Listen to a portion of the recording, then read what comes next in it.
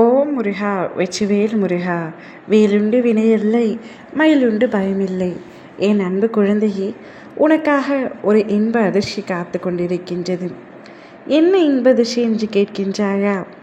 இதை முழுமையாக கேள்.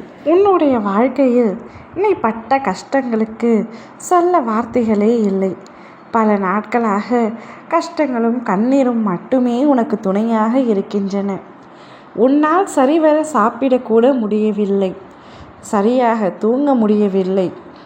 எதையோ நினைத்து அழுது கொண்டிருக்கின்றாய். எதையோ பறிகொடுத்தது போல சில நாட்களாக இருக்கின்றாய். என் அன்பான குழந்தையே, நீ வாழும் வாழ்க்கைக்கு ஒரு அர்த்தம் வேண்டாமா?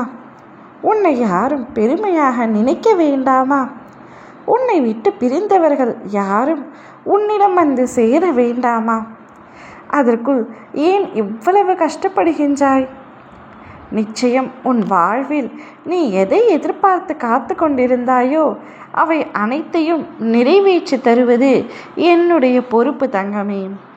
நீ இன்று வரை நடக்குமா நடக்காதா என தவித்து கொண்டிருந்த விஷயம் அனைத்தையும் நான் நிச்சயமாக நிறைவேற்றி தருவேன். நடக்குமா நடக்காதா என்ற சந்தேகம் உனக்கு வேண்டாம். அது நடந்தே விடும் தங்கமே.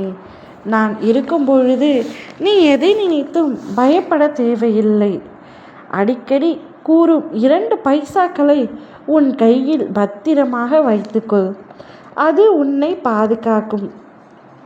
என்ன அந்த 2 பைசாக்கள் என்று கேட்கின்றாயா? நம்பிக்கை, பொறுமை, அவைதான் இந்த 2 பைசாக்கள். பொறுமையாக இரு என்பது அடிமையாக இருப்பது அல்ல, அமைதியாக இருப்பதும் அல்ல. விருப்பத்திற்கு மாறான விஷயங்களை எதிர்கொள்ள நேரிடும் பொழுது அதை சகித்துக்கொள். தனிமையின் பெயர்தான் பொறுமை. என்ன நடந்தாலும் நான் பொறுமையாக இருந்து அப்பாவிடம் முறையிடுவேன் என்று உனக்குள் நீயே சொல்லிக்கொள். பொறுமையை வளர்க்க என்னிடம் கற்றுக்கொள், என்னிடம் பிரார்த்தனை செய். இது உன் மன வலிமையை அதிகமாக்கி சகலத்தையும் கொண்டு வந்து சேர்க்கும்.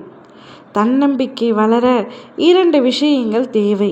தைரியம் அதில் முதலாவது. இதை கடைபிடித்தால் எந்த வேலையும் சுலபமாக முடியும். அஞ்சாமல் வாழு. அச்சம், மரணம் என்பதை நீ அறிய மாட்டாயா? துணிவே வாழ்வின் துணை தங்கமே. உனக்கு தெரியாதா என்ன? ஆகவே முதலில் தைரியத்தை வளர்த்துக்கொள். நீ சில விஷயங்களுக்காக எதிர்பார்த்து காத்து கொண்டிருக்கின்றாய் அல்லவா? அவை அனைத்தும் நடக்கப் போகின்றது. அதற்கான அறிகுறியாக இன்றே உனக்கு ஒரு இன்பமான செய்தி உன்னை தேடி வந்தடையும். அப்பொழுது நீ என்னை மனதில் நினைத்து பார்ப்பாய். கவலை வேண்டாம் என் கண்மணியே. உன்னுடைய நல்ல செயல்களும் நல்ல எண்ணங்களும் நிச்சயம் உன்னை வாழ வைக்கும். உன் உண்மையான அன்பும் ஒரு பொழுதும் அழியாது.